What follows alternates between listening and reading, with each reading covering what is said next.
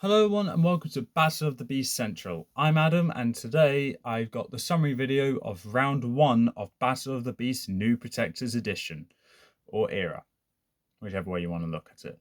So at the end of 10 exciting battles, we went from 20 beasts down to 10.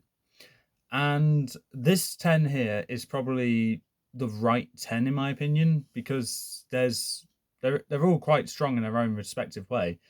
And they all stand out for one reason or another. And most of those reasons that they stand out for, I highlighted in a previous tournament that they participated in, or highlighted back when I did my beast reviews on all of them. So with seeing these 10 here, I'm happy to see them here. There are a couple beasts which I wish also made it into round 2, but there can only be 10 entries, and ultimately, I do believe I have the strongest 10 beasts here.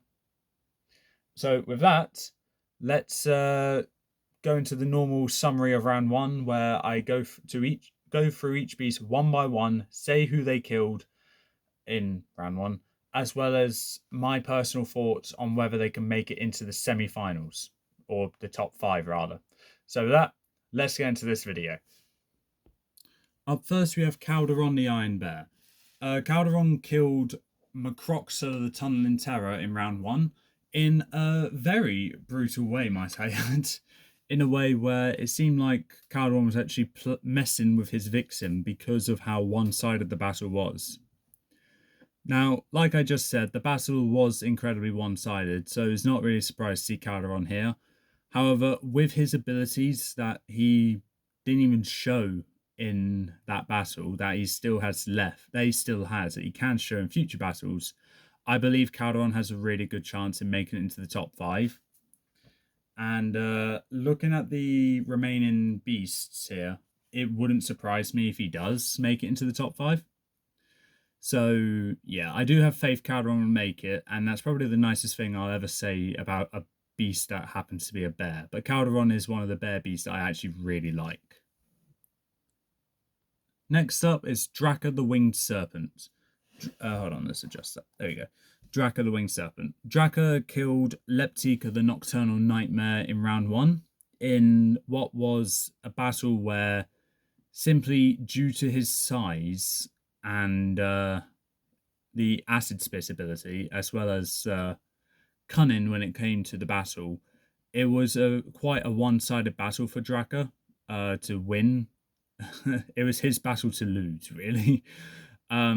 Because of how one-sided the battle was, it's not really surprised to see Draka here. And yeah, but as for chances of Draka making it into the top 5, looking at the remaining beasts, I believe he can do. But there are a couple beasts here which I do believe can stand a chance in beating him, in which then obviously he won't make it, but I actually have no idea. But this, as the video progresses, you'll find out that we have a really stacked top 10 here. So the fact that there are 10 beasts in top 10 and it's only the end of round 1 shows how powerful these beasts are from this era. Wrapping up Series 29, we have Lucor the Forest Demon.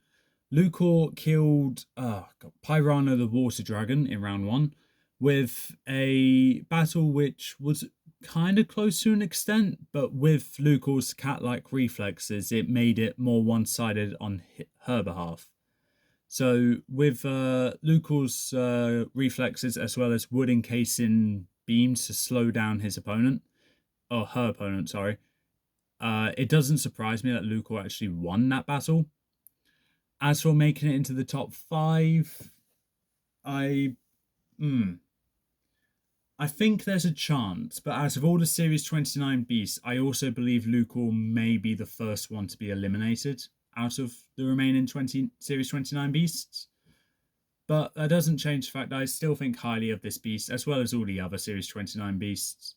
So whether she gets eliminated or not, she'll still be one of the best New Protector era beasts in my opinion. Moving from Series 29 to the one and only beast from Series 30, we have Selkara, Monster of the Depths. Now, Selkara killed Let me think about it. Velacro the Lightning Bird in round one. In what was, I would say, to be a very close battle, and the only reason why Selkara won was simply by outsmarting Velacro, who wasn't really thinking 2 steps ahead, while Selkara was over here planning 5 steps ahead.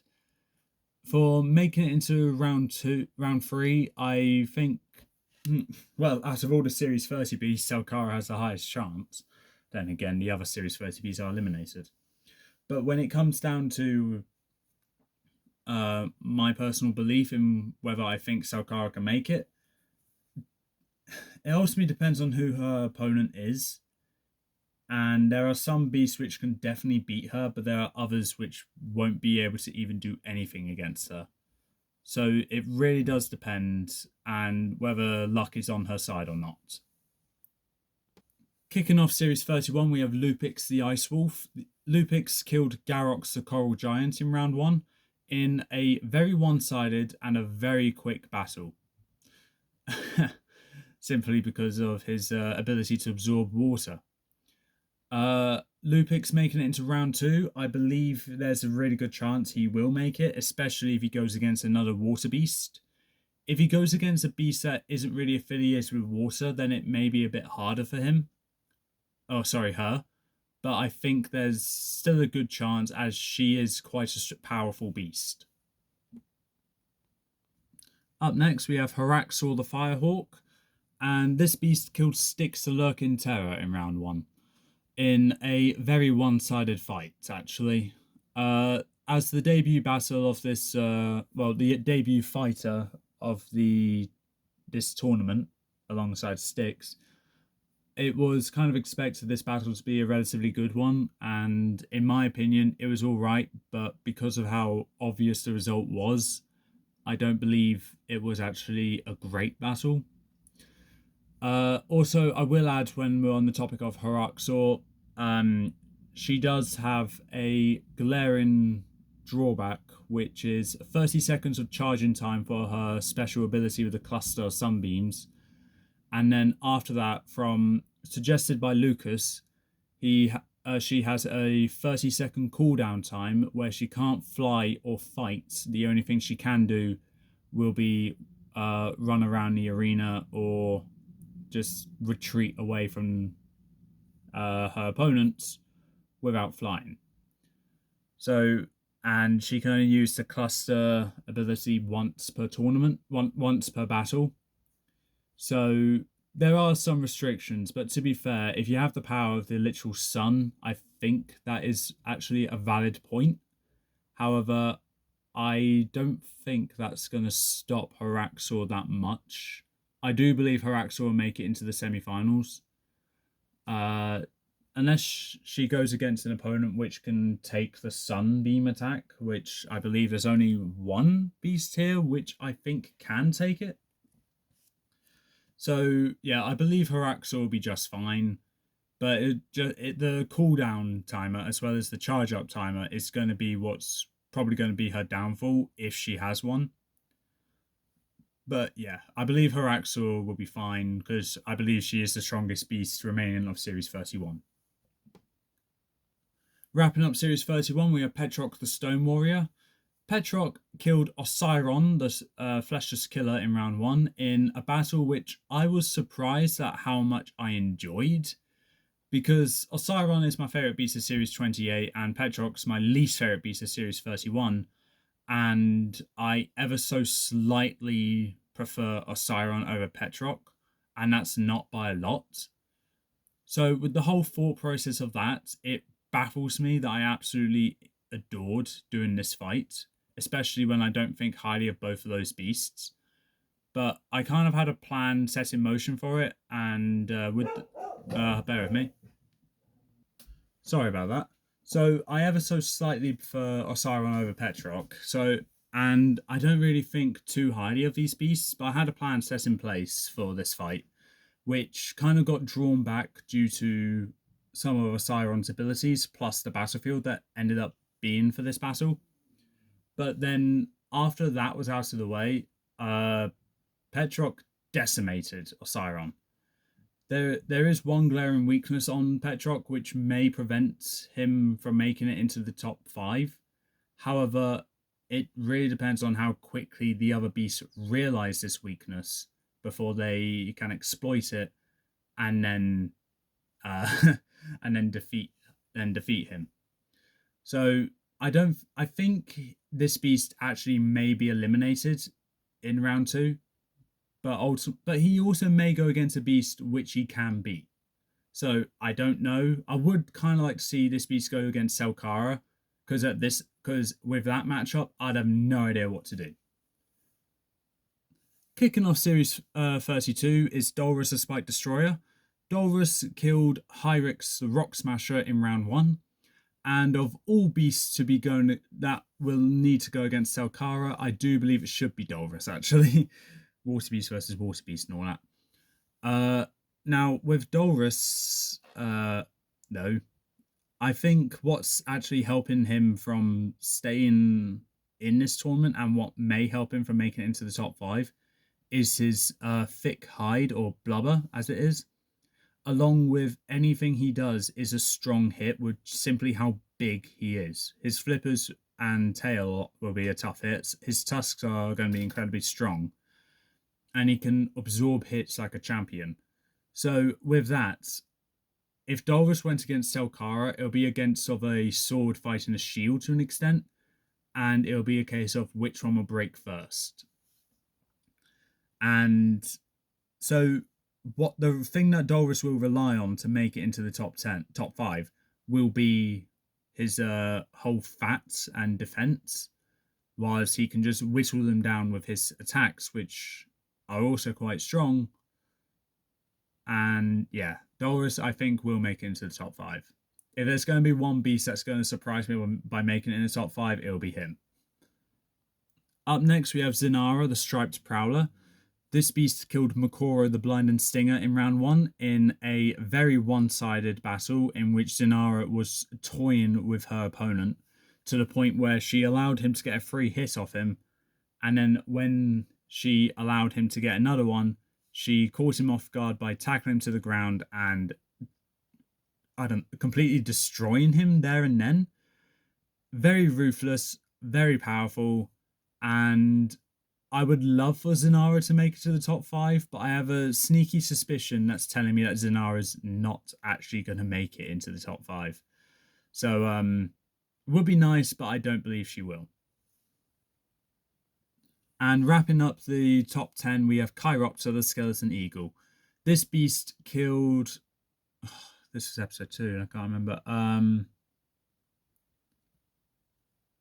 It was a beast that was relatively... Captiva, the Shrieking Siren. I knew it was a beast that was relatively camouflaged. I was trying to figure out who it was. So with Chiropter's victory over Captiva, in my opinion, it was a bit of a disappointment because ultimately it was a case of, yeah, Captiva couldn't do anything. But if Captiva didn't choke on her own resin, then Chiropter would take ages with beating Captiva to the point where Captiva could beat Chiropter. So, kind of close battle, kind of even matchup, but it was almost a kind of joke at the same place, at the same time as well, to the point where, is it really worth any of these beasts winning? Because Chiropter couldn't really beat Captiva, and Captiva can't really beat Chiropter.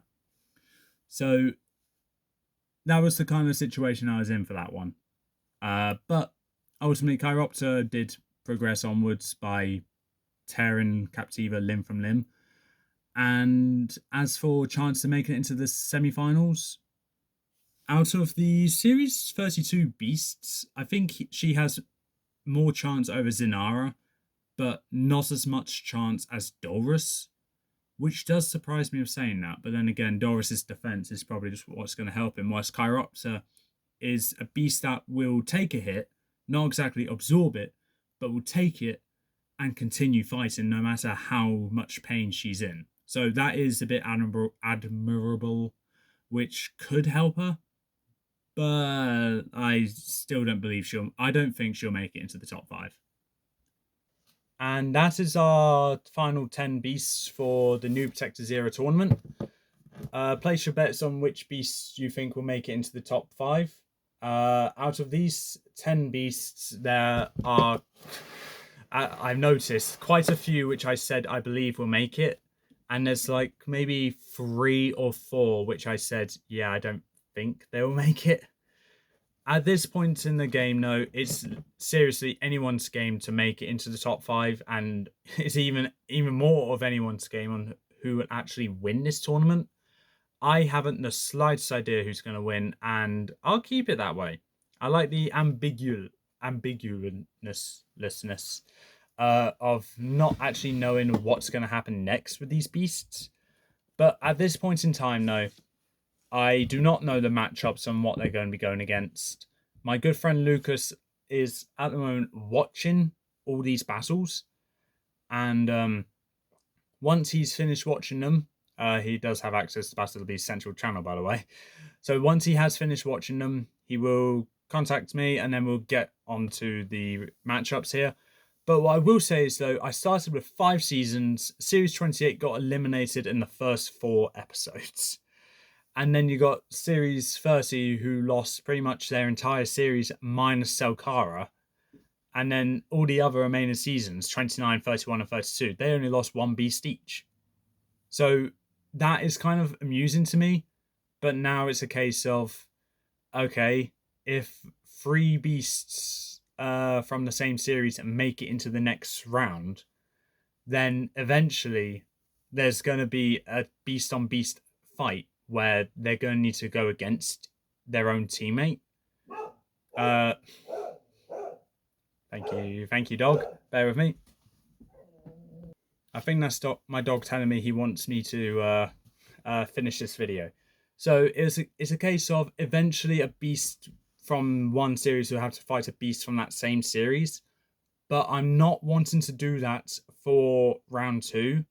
So round 3, if it happens, it will happen. But for round 2, I'm going to try everything in my power, and so will Lucas, to try and prevent it from happening. It's possible. It's just going to be a little bit hard. But it is possible. But then again, we rely on a randomizer to sort it out for us. It will eventually work out, but it's going to take a while. But with that being said, that's all for this time. If you like what you saw, leave a like, leave a comment, don't forget to subscribe, press the notification bell down in the corner below, and I'll see you next time.